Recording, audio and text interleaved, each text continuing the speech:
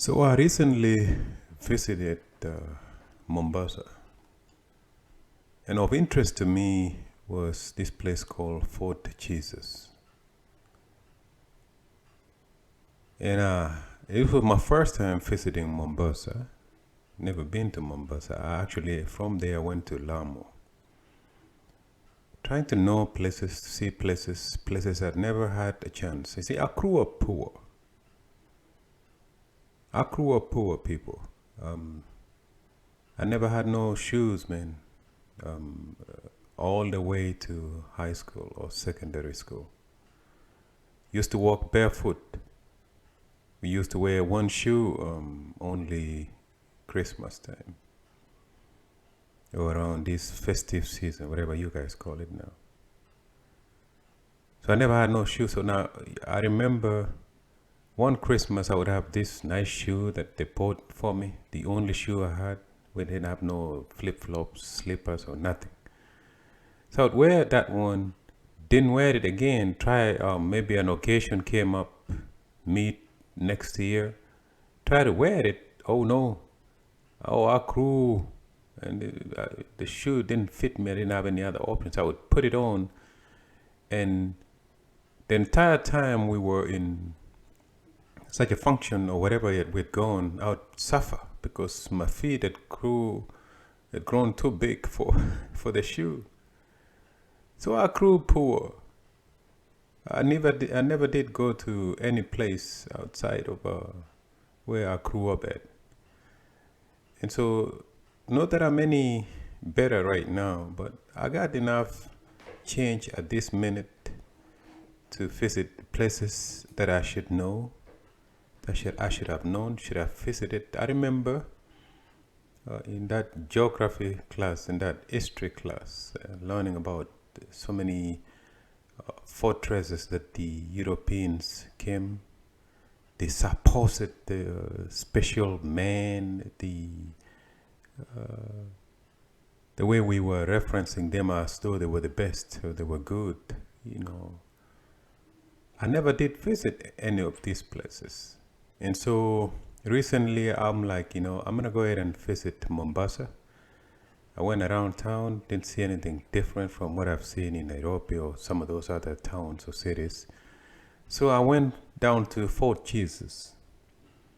I get to Fort Jesus, and it's amazing, first of all, that a place with history of chaos, a place where the locals were enslaved, a place where torture happened, a place where you find artillery is is named after your supposed what you call it, son of God. Either way, I show up there and I find the place. Yes, it's very old.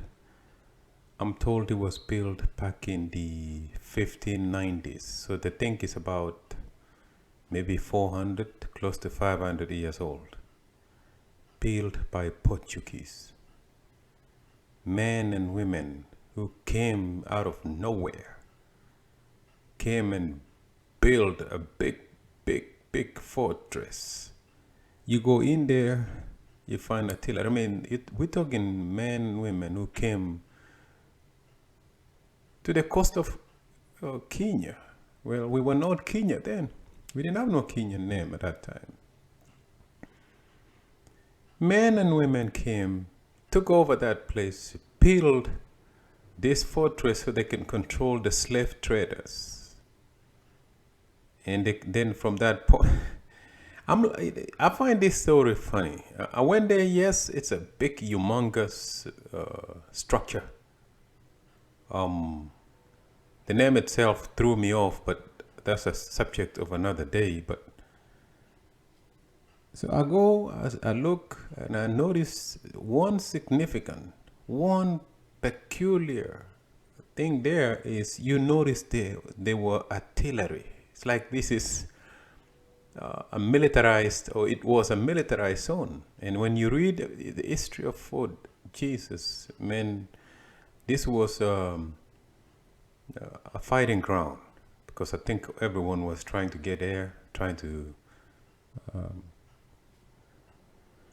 take over. Supposedly, this was the place where the Portuguese were holding people ransom there, or they were demanding pay if you had to go through there. And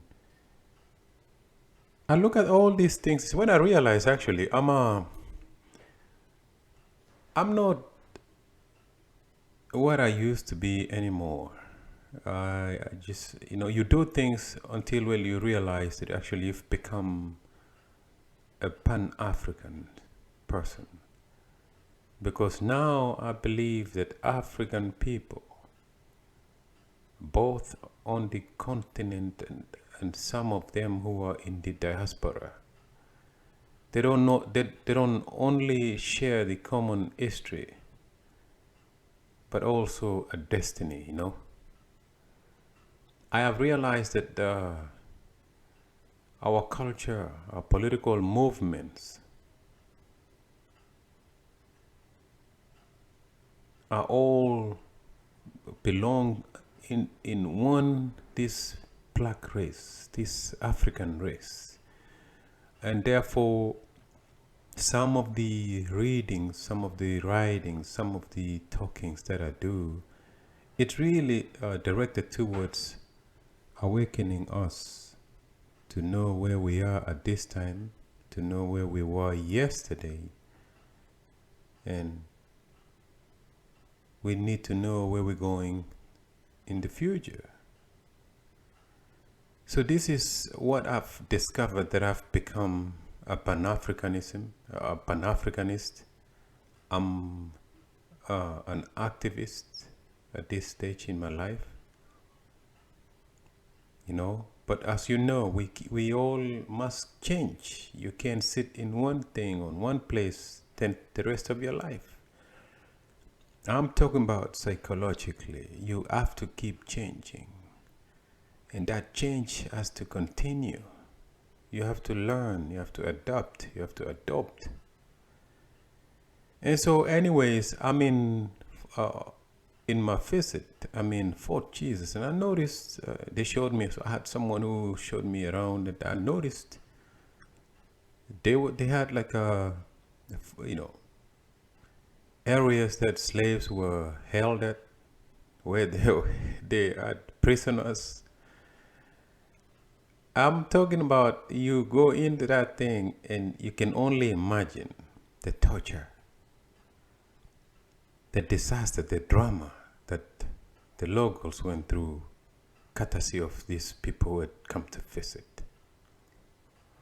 I'm going to be visiting the other side of Africa, this area of Ghana. I want to go see some of these fortresses built by some of these thieves, the ones who did the thievery, the ones who did the slave trade. You remember that triangular slave trade? I'm gonna go ahead and visit those places. So like here, I'm told there's one called a door of no return, and that slaves would go through there, tortured, they'd be killed, they never come back, or they never came back. So I'm gonna go visit those places, and I'm calling upon you, if you have time, visit these places, know your history, not just the bad history, know the good history. But you gotta go look at these places, or read some of these people who have, read from some of these people who have seen, have gone, have investigated, and they've written. And so I come to you this day, December 23rd, 2 days to your special day, the Christmas day. And I ask you not to reflect just on this last year, but the years before us. I ask you to think about what we need to do and the changes that have to start from us. See, now I visit, and I'm going to be visiting most of those African countries a lot more. To be a Pan African is to champion and support Africans.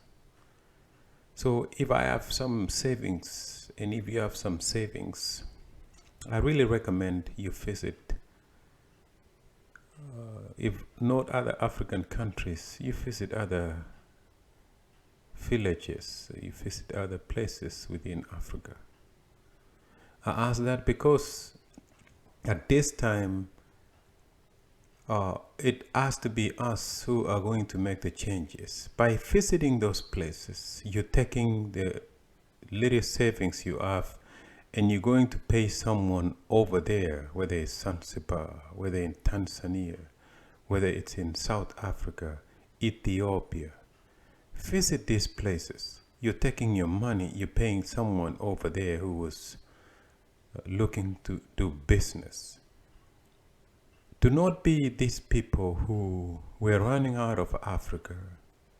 We're running to these European places or some other walls that they don't come visit us. And we take our little savings. I mean, you have to understand this thing economically, you know. You're taking your money, you're going to spend somewhere else. That's not being pro-African.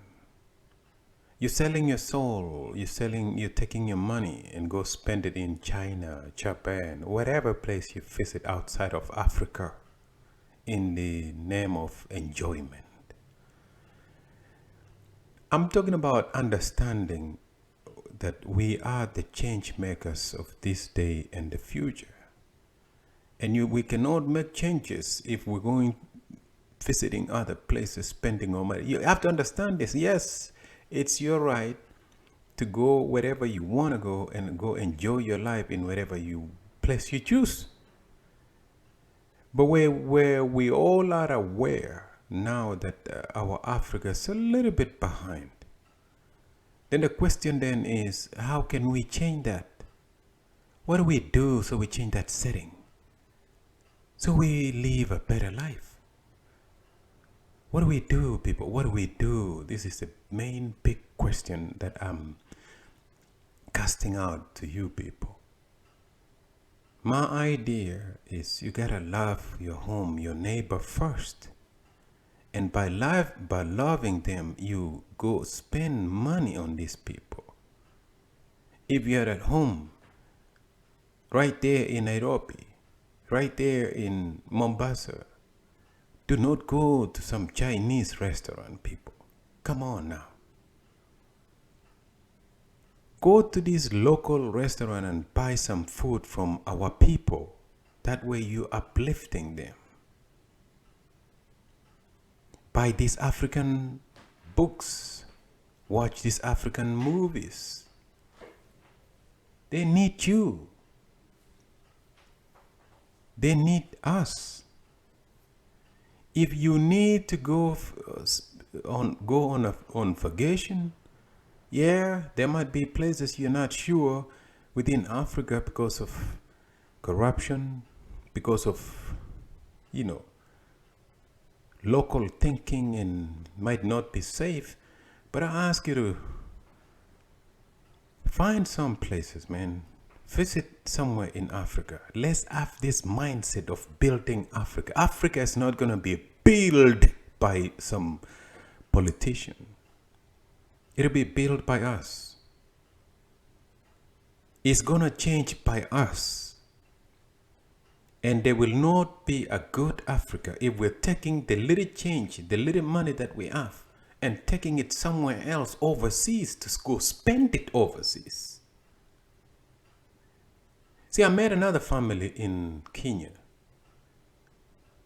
Could have been a well-off family. And they told me they were going to Puerto Rico. for forgetting.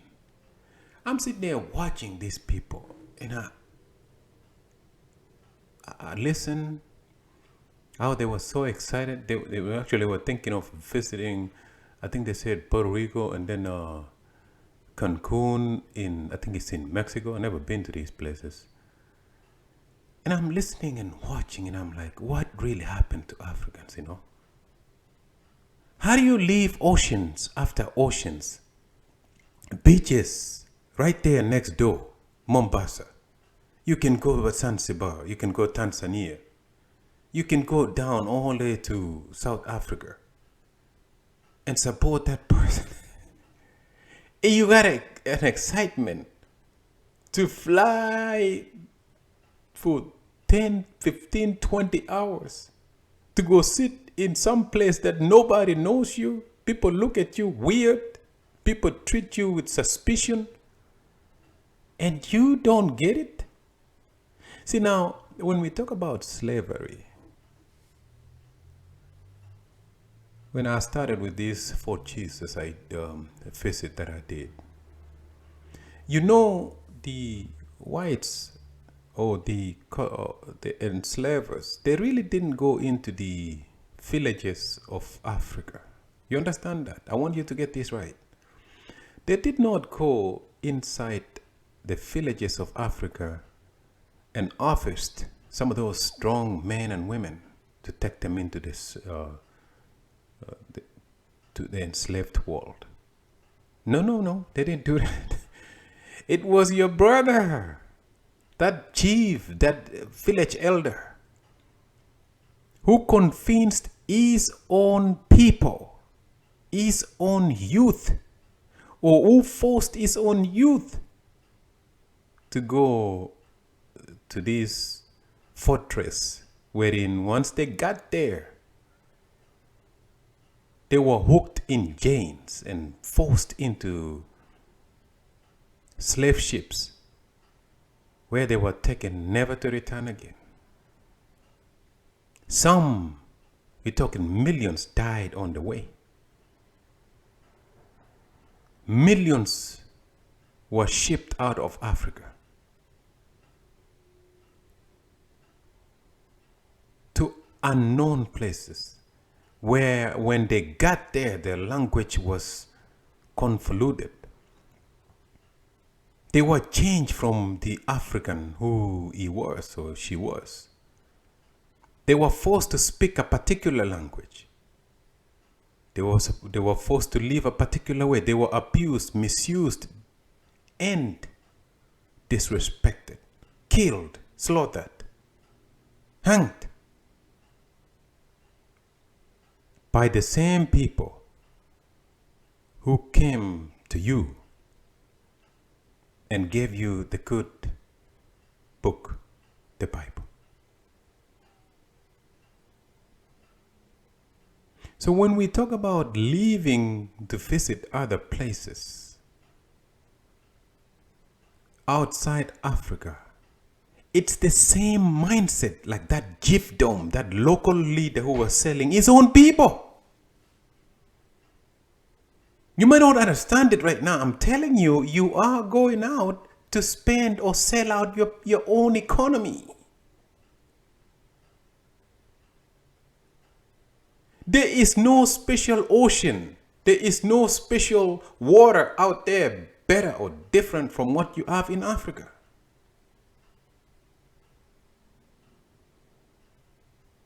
Yeah, if you're interested in going to see how other cities were built, that's fine. But you don't need a mass travel by Africans who are really struggling economically. Almost all our African economies are said to be undeveloped. And yet we are traveling to go outside. And this is just complete selfishness. So I call upon people, I call upon you who might run into this voice to think about this, to reflect upon this, and to start thinking African. You've got to start thinking, how can I change the setting of around here? You can't go to that Italian restaurant. We have to think here. You can't go to that Italian restaurant or whatever shop or business in Kenya or in Uganda. What are you doing there? You think they got the better food? There is no better food than what your mama is cooking. And if your mama didn't know any better, teach her. Or learn with her. Or learn as a family. You cannot, I repeat, and I ask again, send your money overseas. You cannot go spend overseas. Let them come spend on us. This is Pan-African speaking. You've got to start thinking local and national or continent. Spend your money within you. Support that poor farmer.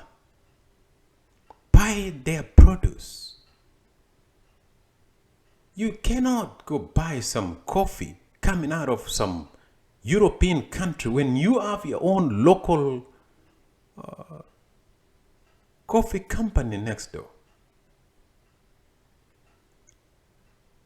Same case for if you are buying some of these supposed holy books. Where's the money going to, people? You gotta think now. You have to think. This is the time to think. Where's the money going? Where's the printing press of the Bible? Imagine, look here.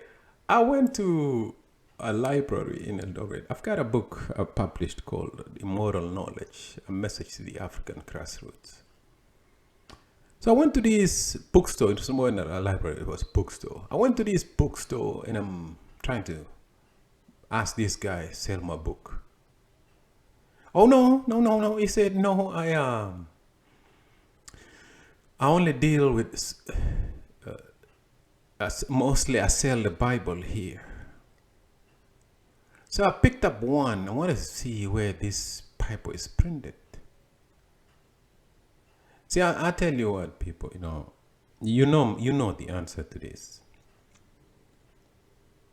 If you do not have a printing press that is printing the Bible in Eldoret right there next door, you're a sellout. If you're buying the Bible, you're a sellout. Because you're literally taking your 100, 200, 400 shillings. I don't know how much it is. And send it to somewhere in England. Can you believe that? Can you believe you're sending your money overseas? You have to understand this. This is just basic. And I had to put it this way because I know you know this. Some of our people don't know this. We have to teach each other here. You cannot accuse a politician of being corrupt or misusing the public funds when you're sending your money overseas to support a different economy, another economy. That's what you're doing.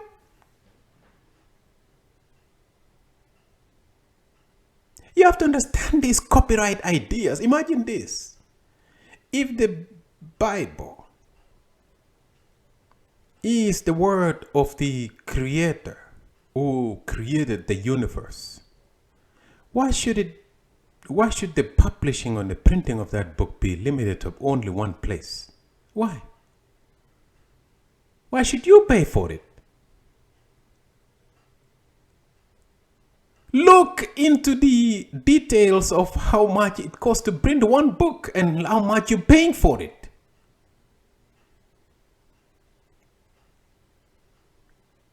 At the baseline, people, we have to start reasoning. We have to start teaching each other. We're supporting outside world. We're talking about Africa is a wealth of natural resources, and it's taken from us. It's a daylight robbery every day. This is happening every day. We're being robbed, right? You and I agree, right? But you forget that you are complicit. You and I are the ones who are supporting this, man. Now look at these diasporans, these Africans who are overseas. Look at them sending money, pushing their sending money to Africa.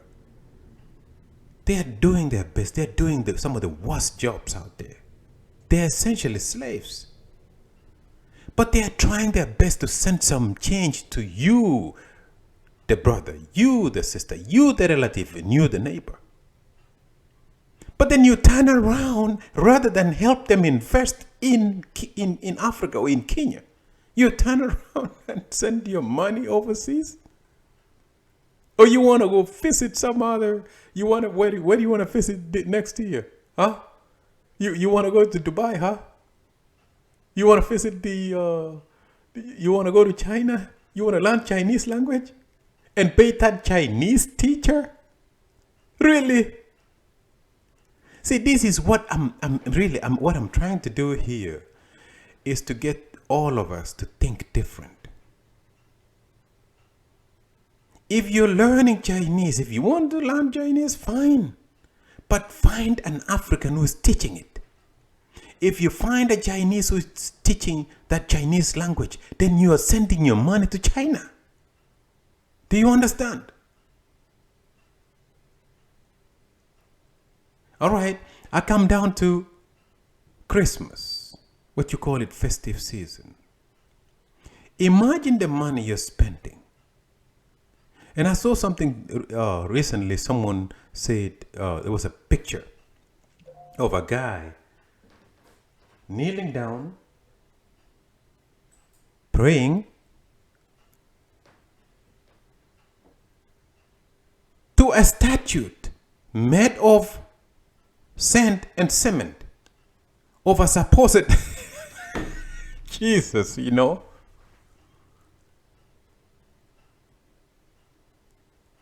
Imagine that kind of level where you are. When do you realize actually, how is this thing I'm looking at here connected to somebody who was living 2,000 years ago? You've got to ask yourself these things. If it's a festive season and you want to have a get together with your family, let's have a relaxed month, that's fine. But if you're going to spend thousands of money to buy clothes,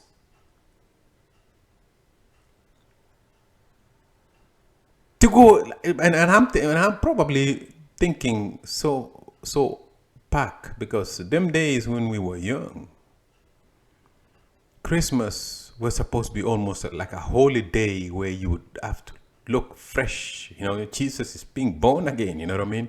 You had to look fresh, and from that day going forward, you're a changed person. Not only that, this was a remembrance of a sweet Jesus being born. No, you were born again too. And so we had brand new clothes. I remember my parents would spend a lot of money. Remember, I told you I didn't have no shoes all year round. Imagine that. My parents could not buy me a shoe to go to school, but would buy me a shoe for one day to go show it off or something like that. I suffered through the year, 364 days, no shoe, only to get one shoe on this particular day for a celebration of a person who never did come to me when I was barefoot. We're talking brainwashing and following rituals and things that really are ancient. We're following things that, if you look back, you will realize this was all about sun worship.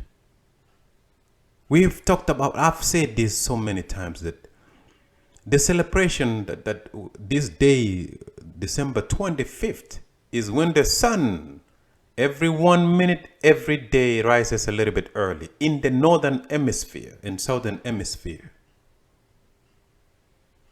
It starts to get dark a little bit in the southern hemisphere, but from December 25th, Every day the sun rises a minute early, so that by March of the next year, we get exactly 12 hours of of the sun. And that's when the ancients celebrated that, okay, now we have a full day of sun. Therefore, let's celebrate. This is what you call it Easter now. December 25th was the moment they said the darkness is over. If you haven't lived in the northern hemisphere, it starts getting dark from September. Every 1 minute, every day, it gets dark. So that by December 25th, or right around there, December 20th, by that time on December 20th, it gets dark really at 4 in the evening. 4 p.m. it gets dark. So they call that period the period of darkness, the period of the devil. But from around December 25th, the sun starts to rise a minute early. And the ancient says, life is coming back. The ancient said, here it is, the sun is returning.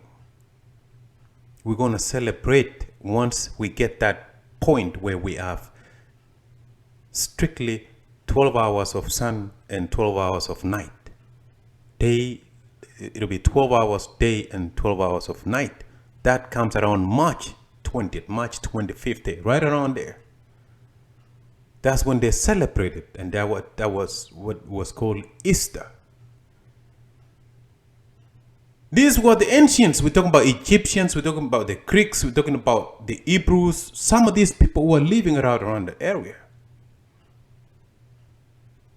But when Constantine in the Council of Nicaea realized that this is a major movement, they consolidated these ideas and personified that idea. Used to be the sun. I'm talking about the sun cure, the sun that rises in the morning and sets in the evening. They personified that to say it was the Son of God. So that personification was made up. And now you have December 25th and you're celebrating the birth of a son. An African right by the equator, who does not see no summer, no winter, no fall, no autumn. You're celebrating nonsense. Well, it might not be nonsense to you. I respect that.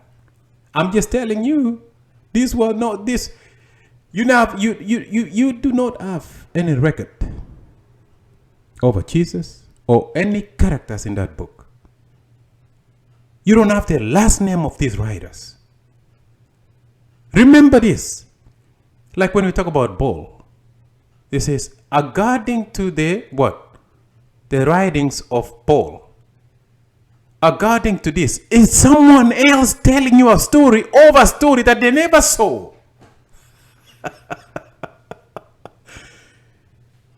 And my parents could not buy me shoes the entire year. They would buy me a shoe for a story given to them by the enslaver and the colonizer. Is when I go back to this Pan-African thinking. If you cannot buy a book, a shoe, clothes for your kid the entire year, you only wait until December 25th to buy a shoe. Or to get them the best clothes. Or to get them the best food. I say this. You're a perfect slave. You are a slave. And we're at a point now that we have to ask ourselves, what can we do? What can we say? What else do we need to tell our people for them to realize the mistakes that we are making? Every day is a mistake we are making. And yes, it might not be that you are aware you're making these mistakes, but some people have come to you Some people have written to you. Some people have spoken to you. When do you, what do we need, or what do these people need to do for you to wake up? To realize this has to change? To stop for a minute and reassess? To triple check, what is this tradition, this ritual that you continue to follow? You have got to get to that point, people. How can you sincerely say that you're drinking the blood of Jesus? Huh? You're in a cult. How can you be a man and a woman who you said you have common sense and you're following these ideas, people? See, it's painful for me. And I remember I used to have a wise mentor. Some guy who told me way back, I was in my 20s then. He told me I'm in pain. Because what I see, my people don't see what I see. I'm writing things that my people don't want to read. And they continue following a path that is wrong. And he said, and I'm helpless because I cannot find ways to let them know or show them. And fast forward 20 some years later, I'm wearing the same shoes he was wearing. It's painful. It's hurting us. Or it's hurting me to see what's happening from politician who is a sellout to us, ourselves, who are being sellouts. And regardless of warnings that we're given, we continue the same path. We are not reassessing, re-examining where we are, what's happening. But the writings are on the wall. The politicians, like that local leader, those chiefs that sold us them days during slavery, the politician is selling you out today. The preacher is lying to you today. Well, assuming they know, some of them are outright dummies. They don't know about these things we talk about here. Here are people like the preacher was given a book and brainwashed how to speak and told how to speak and told the tricks of making these people obedient. And that's what they were doing them days. It was that one Negro during slavery and colonization. It was that one black guy or woman who was initially the sellout, the snitch, who would come around you and listen to what you're planning and then go tell this person, this colonizer or this white person. It was that person who would go tell that colonizer or that white person what is coming up, what you guys are planning. That's exactly what he was trained to do. And then finally, later on, they realized that if we teach them to forgive, even when we kill their children, their husbands, if we teach them to forgive, to not get mad until sunset, then they will always forgive us of the insanities and insane things we're doing to them. So they trained that preacher. That preacher was trained. Here's why he is going today to theological school to learn what? The treachery. It's like we all read now. I got the Bible and I can read it. Why do I need some other man to come and tell me of some book I can read by myself? No, the training they go get is on how to trick you, how to bamboozle you until you are submissive to any demands. So here today, the preacher is fooling you and roping you and raping you. You go from the preacher to the politician who is fooling you and roping you and raping you. Then you go from there to your own self-love. You don't care about your neighbor. You don't care about the villagers next to you. You don't care about the next country. So you love yourself. So you get this little bitty money that you got. And rather than spend on your brothers and sisters, neighbors, villagers, tribes, or other countries within Africa, no, you run over because you're a selfish person. You run over, go spend it somewhere else. And that's our downfall. As Africans, 100%. So I beg you, I ask you, I'm not demeaning us. I'm coming to you to tell you, invest in Africa even psychologically. Invest in Africa economically. Invest in Africa politically. If you are, listen to my voice, do not vote for some dummy, some idiot, some young guy who doesn't give a damn, doesn't know about these things we talk about. So invest in Africa politically by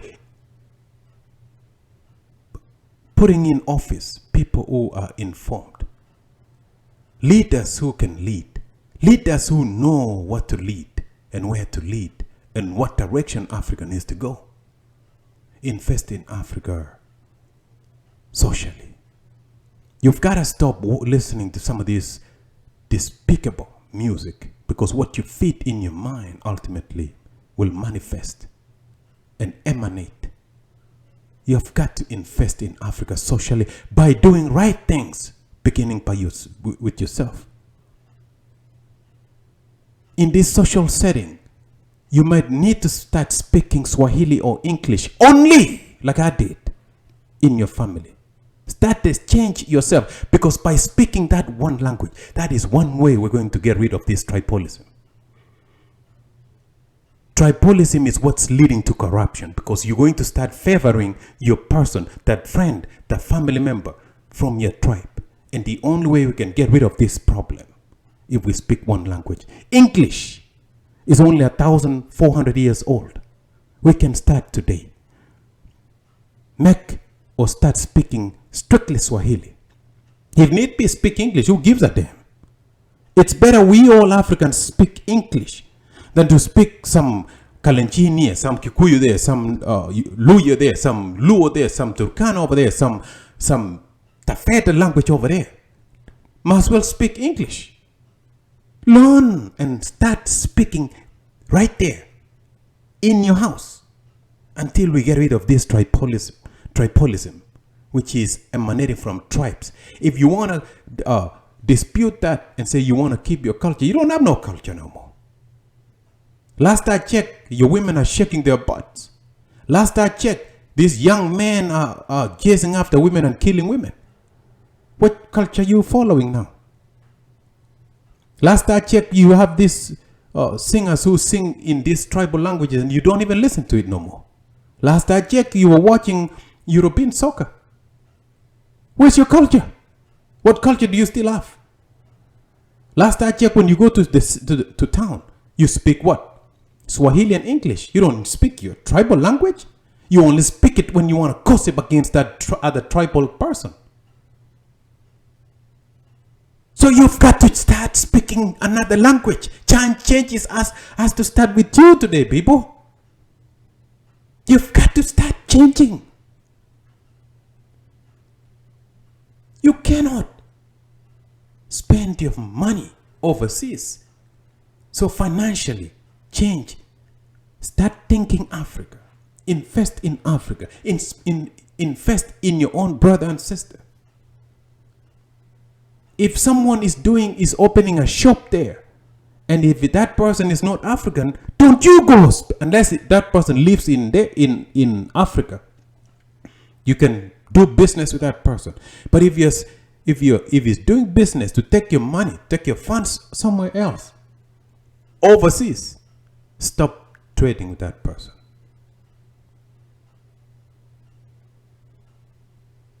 I ask you this humbly. Actually, I'm begging you to start thinking about these things I keep talking about. Because it's until you change personally, Africa will not change. And it is painful to see the trajectory of Africa today. So I come to you and I ask you to please consider these things so we can move forward. I say this with love.